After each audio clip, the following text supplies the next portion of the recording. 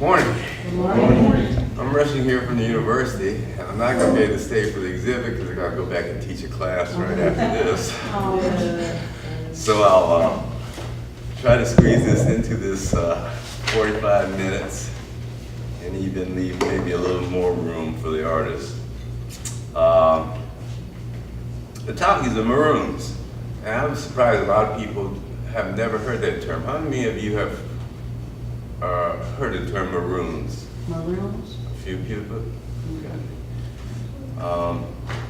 Even many of my professor friends are surprised about this concept. Let me first introduce myself. I have a PhD in clinical psychology and I teach at the University of Dubuque. I have a bachelor's in psychology and sociology, so I'm also interested in social issues. I've been here 10 years. This is my retirement job.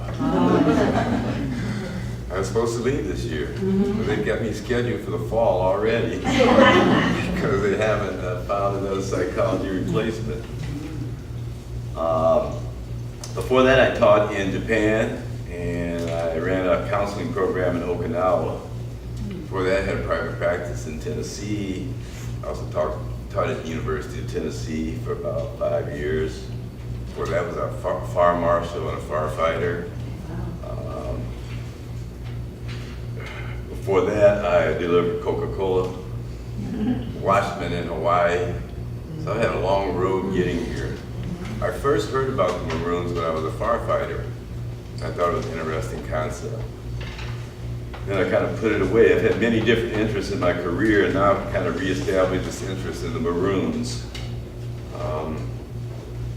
So let me give you a definition. Maroons were independent communities, tribes, and nations set up by African slaves who tore free from their European captors and fought for their free status.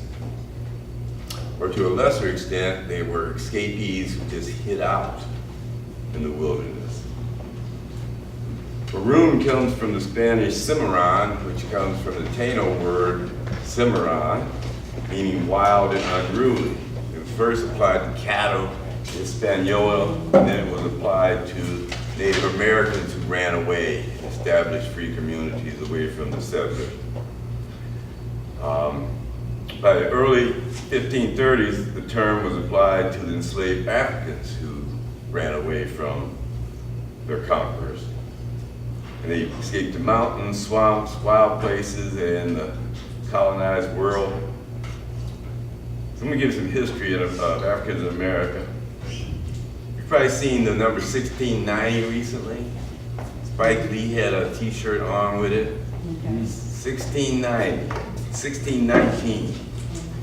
The first African American chattel slaves landed in Jamestown in 1619. Some confusion whether it was 20 people or 19 people.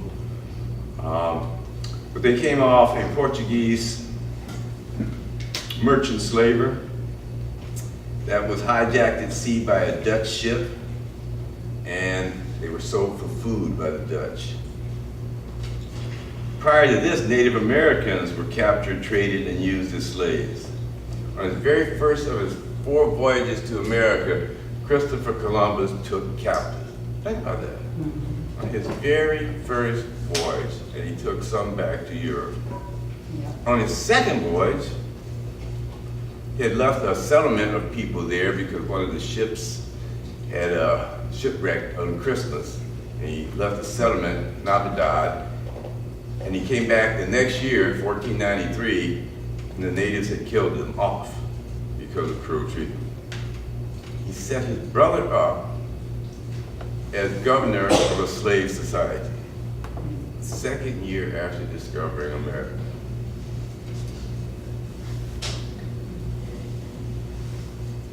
In voyage logs, Columbus mentions blacks in canoes on both the ocean and in tributaries and rivers in South America.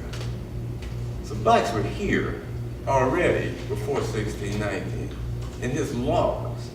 And this is also attributed to tales given to him by the Native Americans, that there were blacks who were trading with the Native Americans. he was directed to a place where he could find these black tribes. Luckily for the Africans, he didn't go there because of some trouble in navigating. In fact, Columbus spent his youth flying the west coast of Africa and the Canary Islands.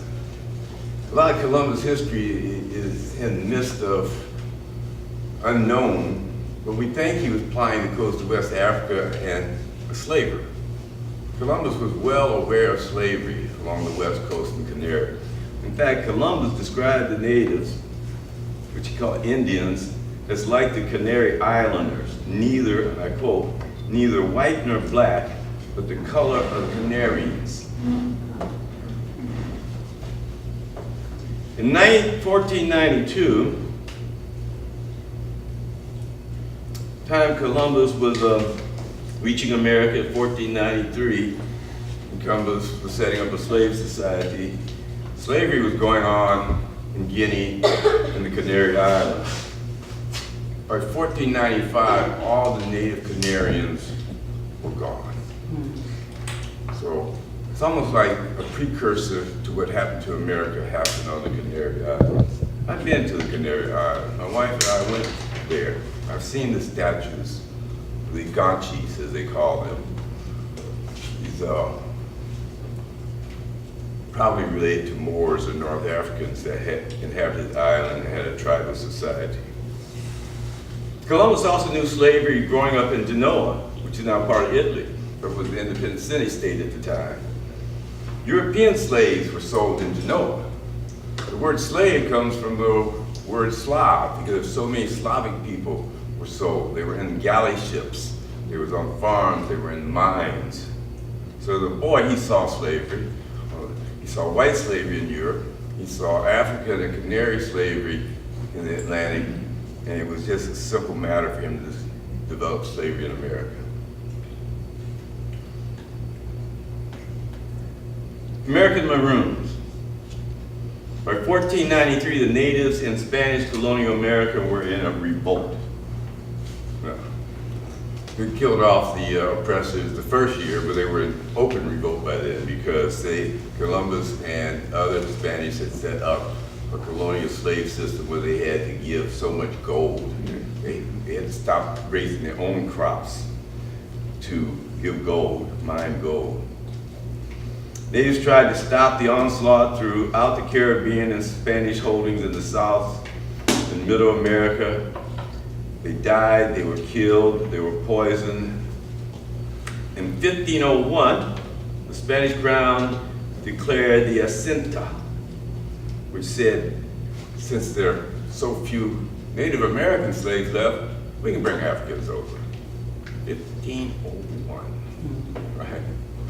9 years after the discovery of America. 1607, dates I'll give you. The English arrived in Jamestown. I won't even go through that Pocahontas stuff, okay? You know what you learned in elementary school.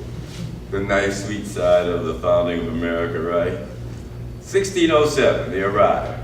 In 1609 to 1614, the first Anglo-Pahawa War happened. 1607, they landed. 1609, they was at war with Pocahontas tribe and the tribes that lived in that area. In 1610, Indian slavery became established in Virginia. 1607 we get here, 1609 we have a war, 1610 natives are no longer Pocahontas saving our lives, they're slaves. In 1622 to 1632, the first war lasted from 1609 to 1614. The second Anglo-Powhatan War lasted from 1622 to 1632. And Indians were now described as a rude, barbarous, naked people, and we may now justly compel them to servitude and drudgery. Okay, let's go to the other place we found America, the Pilgrims, right? Thanksgiving, you know that story. Yeah. 1620, the Pilgrims landed, right? The natives helped them. They came with slavery, okay? They didn't have to pass a law. They came believing in slaves and having slaves, although they were fleeing persecution in Europe. They also came with thoughts of witches, the witch trials and all that. They had extreme religious sect. 1620, 1637, there was the Pequot War. They outlawed a tribe, and all the Pequot was sent into slavery. They outlawed a tribe, people. You could no longer be called a Pequot, even if you were a Pequot. 17 years after they landed, after several almost starving winters, where they were aided by these people, King's Philip War, 1675, this is before America, 1675-76. And the wars of Eastern India in 1618 and 1619. We like to watch Western shows. That happened in the East too, New England. Native Americans were traded from the Northeast to Virginia to Spanish America as far as to the Mediterranean. There were Pequot who were put on galley ships, slave ships in the Mediterranean. Think about that, an international trade, an Atlantic slave trade from America to the East. It was often thought we had to send the Native Americans from the Northeast south to Virginia or the Caribbean so they couldn't escape, and Caribbean Africans were sent to New England. Through 1501 to 1690 and beyond, Maroons set up independence all over America. There were Maroon and Native mixture from St. Vincent, the British exile from St. Vincent when they finally conquered it. Small island. They ended up in Belize and Honduras. There were colonies, there was independent states in Guatemala, Honduras, and Nicaragua. Mosquito Sambu created the Mosquito Kingdom along the Honduras coast. Later, the British made alliances with them to use them as soldiers in conquering other areas of Central and South America. In Panama, there were the Cimarron, who helped Sir Francis Drake fight the Spanish. In Mexico, South America, Colombia, Ecuador, we've never been taught any of this. There were independent black and native kingdoms. Suriname, Guyana. In Guyana and French Guyana and Suriname, 15% of the current population is Maroon. There are 8 active tribes in the hinterland. I've been there. I went to a conference in Suriname. We went down the river to see some of these villages and these kingdoms.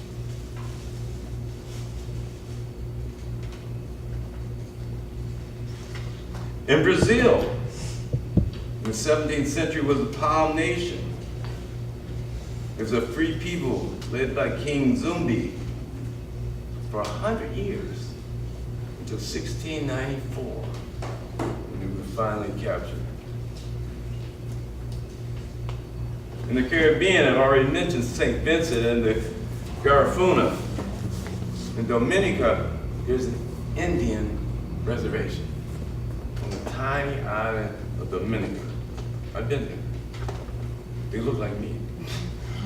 It's odd to see a native reserve for the African American people on that little island.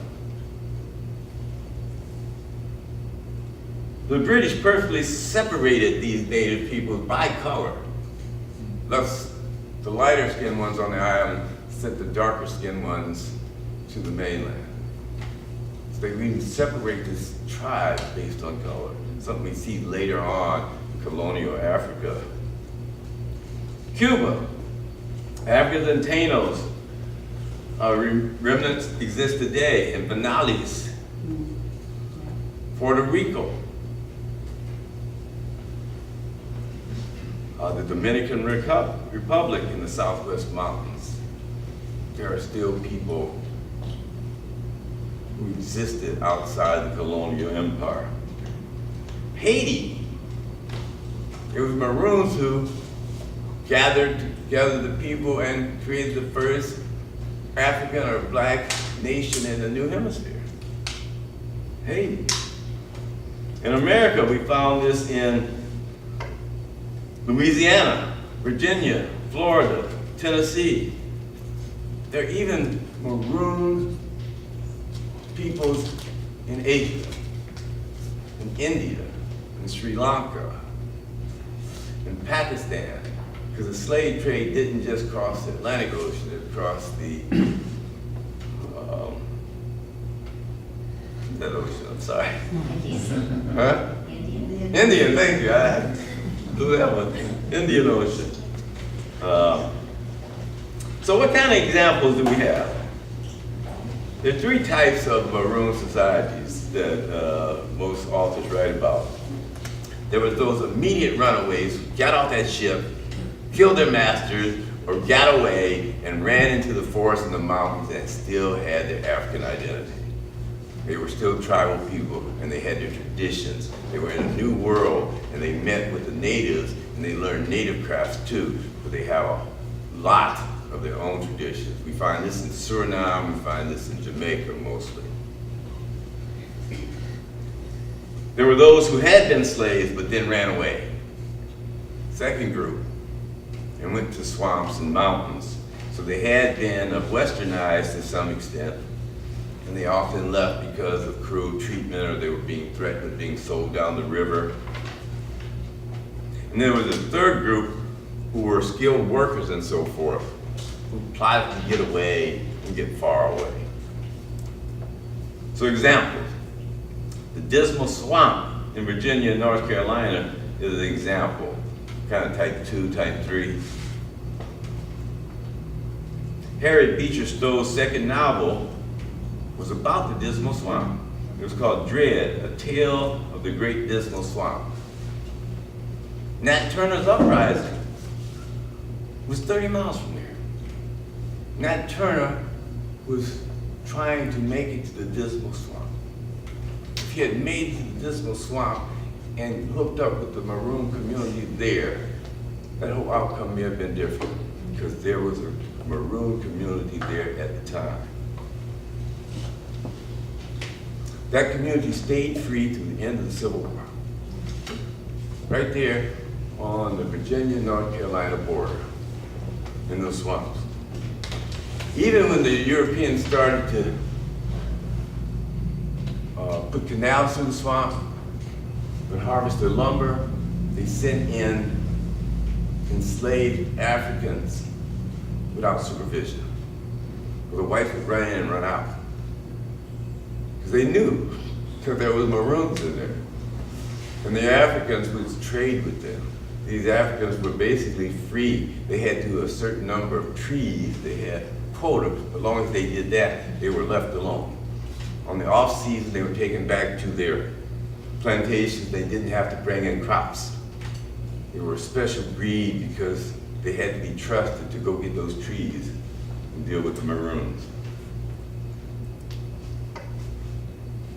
For 250 years, that community existed in the Dismal Swamp. They're now, National Park Service has put up a memorial to it.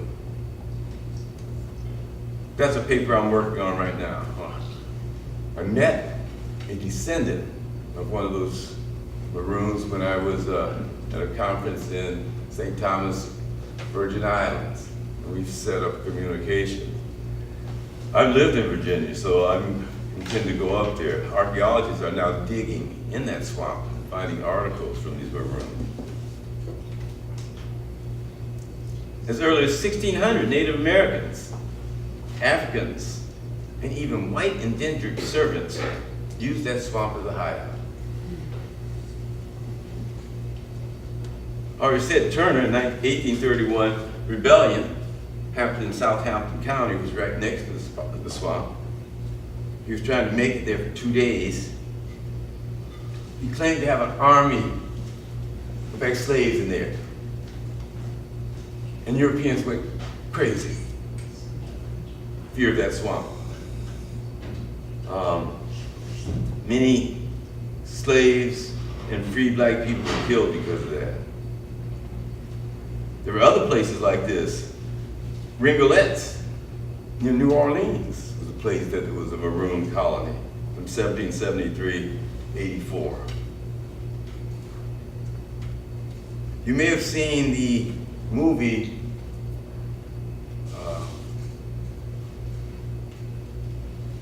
Free Men of Jones County. Those rebels were taken to a swamp in southeast Mississippi. That was a maroon colony. It even shows it in the movie. There's a maroon colony there. And the first white guy taken there who was escaping the rebel army was taken to this maroon colony. Eventually, all these Confederates were deserting and they took over it. That was a safe place that was shown to them of the goodness of the slaves that became that free county.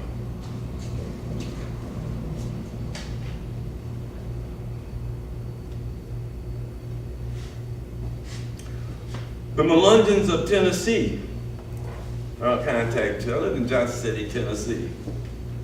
The Melungeons were considered free people of color. What does that mean?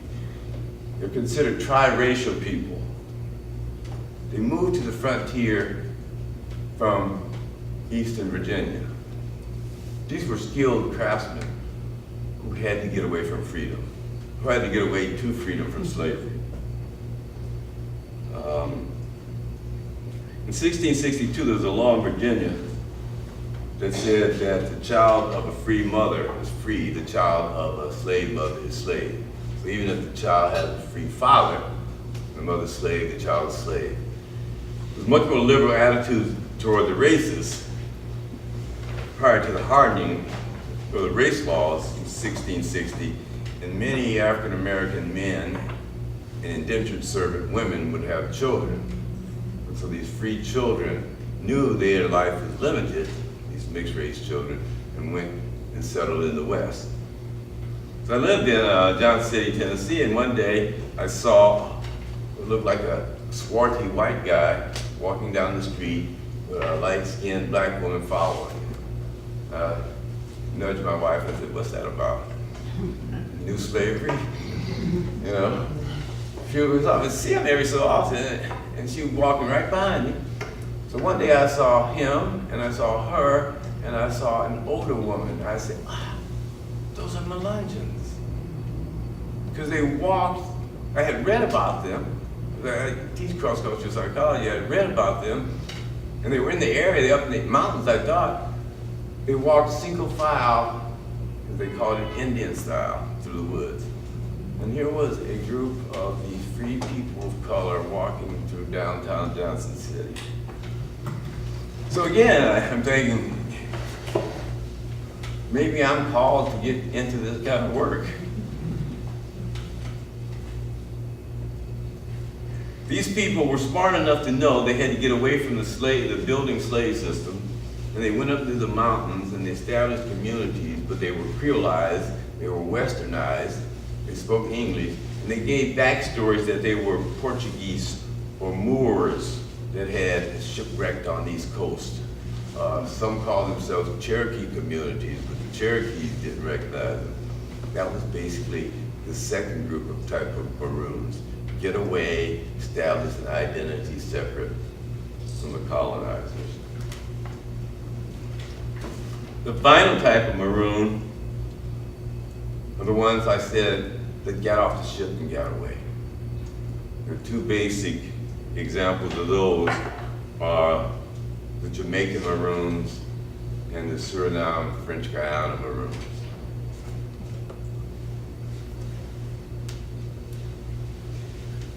I went to Jamaica to a conference, and I went to Maroon Akropong. I went to a town to see the Maroons, and I saw their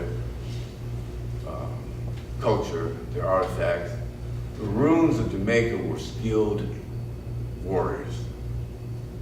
The British could not conquer them. The British fought and fought and fought, but could not conquer these people. They had camouflage. They lived in this cockpit county in the western side of the island where there were steep mountains and ravines and steep mountains, and there were small passes. They would put out booby traps. They would defend from the high ground these small passes and pick the British off one at a time. They had their villages far behind the last ridge. They had camouflage where the British would come upon them and they would just appear out of nowhere. You read the journals of the British soldiers. I saw some of they can show it now, I saw some of the clothing. It's what our military wears for snipers. They were covered in flowers and grasses and tree limbs. They blended into our environment. Many of their techniques are used by Western nations to this day. In the east, they lived in the Blue Mountains, which is another remote place. I went up there and walked the clean rivers. Even to this day, they're seen as a separate group within Jamaica.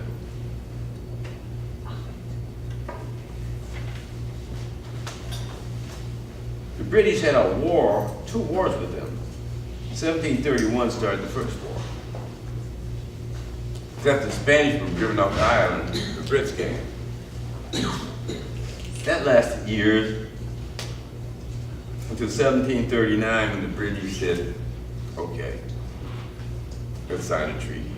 And the British signed the treaty in 1739. So before America, before Haiti, before Suriname, there was a free nation in America made up of Africans. But that didn't do the British. The British got stronger, they thought they had more planners. They declared a second war in 1795. 1795, by trickery and deceit, they defeated one of the three great nations and deported them to Nova Scotia and deported them to Sierra Leone. Years later, a few of those people made it back to the island. But still, the other two towns stayed free.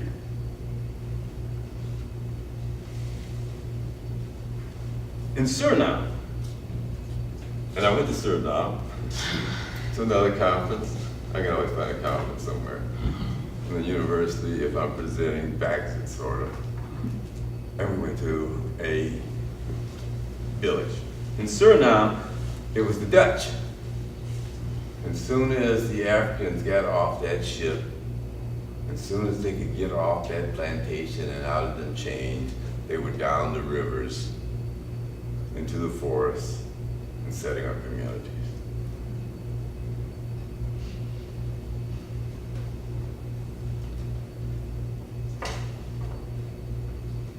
If you want to see the most African of tribes, you see them in Suriname. One thing I want to say on that, I saw a video in the 70s of the Suriname tribes too, and I remember hearing stories of Columbus seeing Africans in South America and the canoes on his 4 voyages.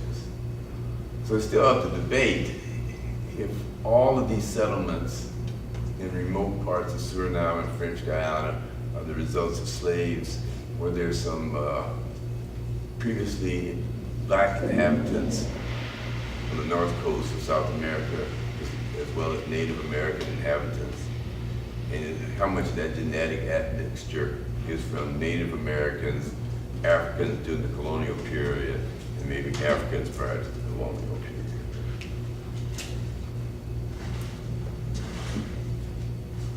Anyway, in 1760, after several unsuccessful military campaigns by the Dutch, Maroons signed the Treaty of Oka with the plantation owners on the coast, which guaranteed their autonomy, thus formed the second African nation on these shores of America before 1776.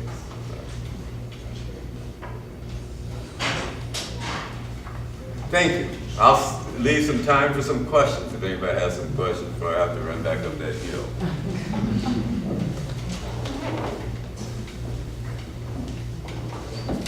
Yes, sir.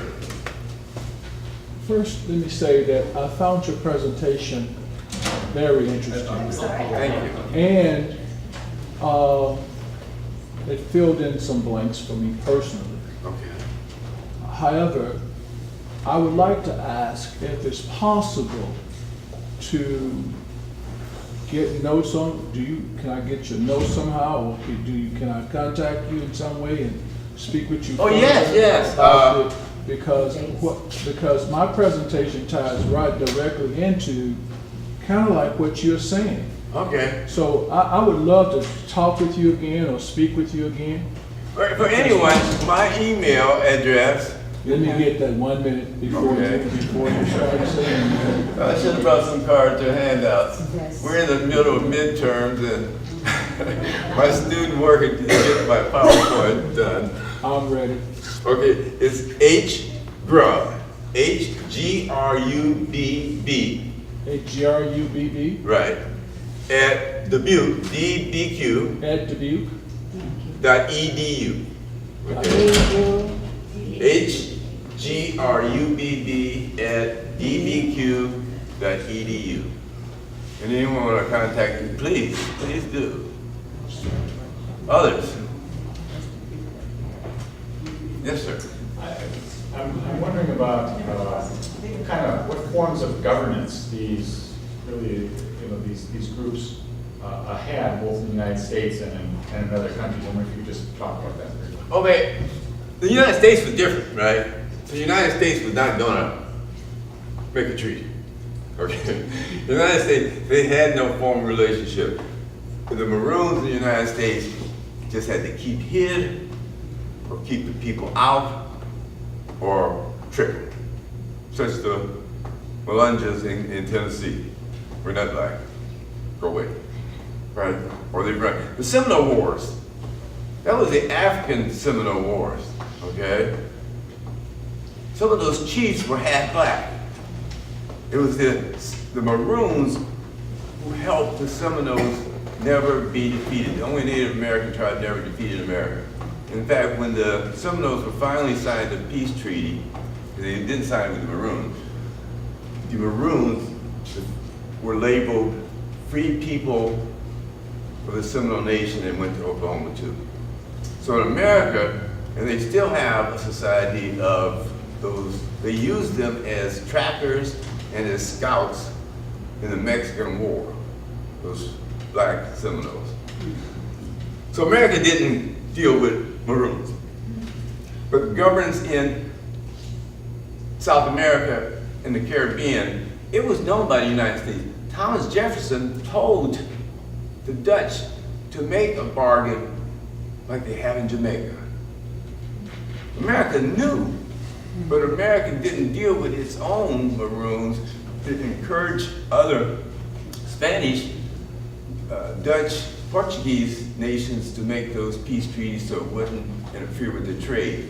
So the British did two ways to deal with them. They would create a reserve like they did in Canada for the Native Americans. It would create a reserve. Or two, they would make a peace treaty and recognize them as an independent people. So that's sort of like what America did with Native Americans, you know, a nation within a nation. In Jamaica, they placed high commissioners there. They had a seat for a high commissioner at the Maroons villages. Unfortunately, the Maroons had to agree to certain aspects in this peace treaty that they would return all runaway slaves. Of course, they didn't keep to that. But if the commissioner was in town, hey, you gotta go back, Jackson. They also had a treaty if they were invaded, by another nation, because there was constant battling over these islands at the time, that the Maroons would come to the aid of the British. And in fact, there's glorious stories when the Spanish would attach or the Dutch would attack the coast of our glorious Maroons. When they saw the Maroons come down from the mountains with their guns and equipment and in their regalia, the whites would applaud. And the Maroons would get right into the mix of the battle and repel the enemy. Suriname was a little different. Those Africans said, I want away from you. And they went far upriver as they could, right? The Dutch had to go in there and slog through and try to capture them. Because every once in a while, they and the Native Americans do raids on the coast.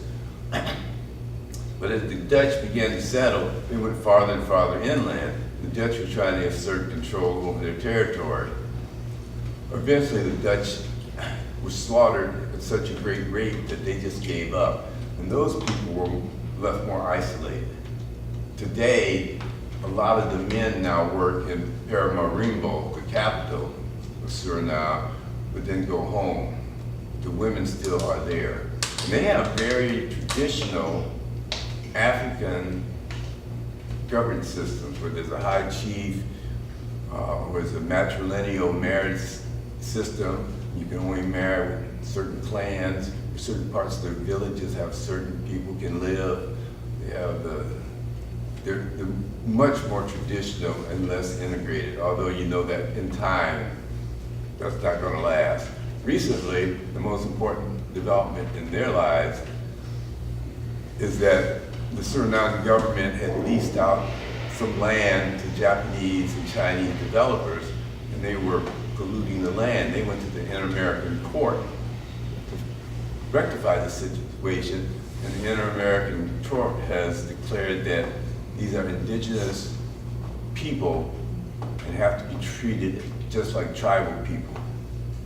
And so their rights have been upheld. But we know there's going to be one world eventually, right? So unfortunately, tribal people all over the world are seeing their ways of life taken over.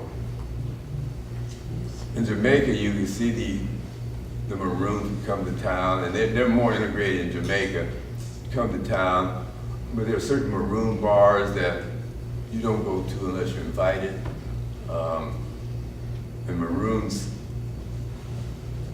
in Jamaica and Suriname are known to have spiritual power, so people are afraid of them.